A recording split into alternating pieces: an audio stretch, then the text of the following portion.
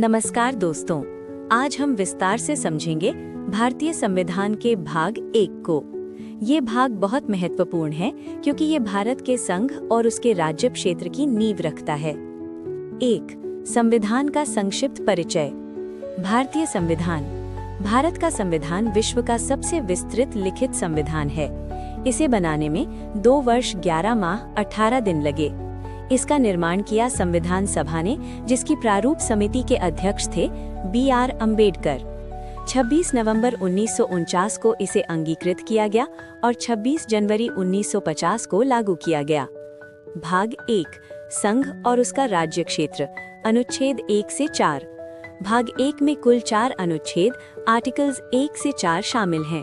अब हम इन्हें विस्तार से समझते हैं। 62। अनुच्छेद 1, भारत राज्यों का संघ। अनुच्छेद 1 कहता है, भारत अर्थात इंडिया राज्यों का एक संघ होगा। यहाँ संघ शब्द का विशेष महत्व है। भारत एक संघीय व्यवस्था वाला देश है, लेकिन इसकी संरचना ऐसी है कि राज्य अलग नहीं हो सकते। वर्तमान स्थिति। भारत में वर्तमान में 28 राज्य, 8 केंद्र शासित प्रदेश हैं। 62। अनुच्छेद 2, नए राज्यों का प्रवेश या स्थापना। अनुच्छेद 2 संसद को अधिकार देता है कि वो नए राज्यों को भारत में सम्मिलित कर सकती है या नए राज्य की स्थापना कर सकती है। उदाहरण के लिए, जब सिक्किम भारत का हिस्सा बना तब इसी प्रावधान का उपयोग किया गया। 63। अनुच्छेद 3, राज्यों की सीमाओं में परिवर्तन।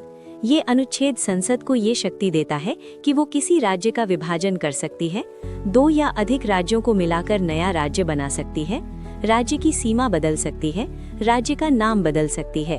उदाहरण, आंध्र प्रदेश से तेलंगाना का निर्माण 2014, जम्मू कश्मीर का पुनर्गठन 2019। ये शक्ति संसद के पास है, लेकिन संबंधित राज्य की विधानसभा से राय ली जाती है, हालांकि उसकी सहमति अनिवार्य नहीं होती। 62। अनुच्छेद 4, पूरक और परिणाम स्वरूप प्रावधान।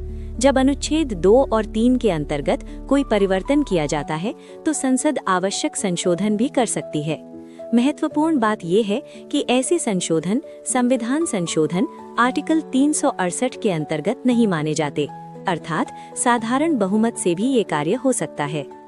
भारत संघीय है या एकात्मक।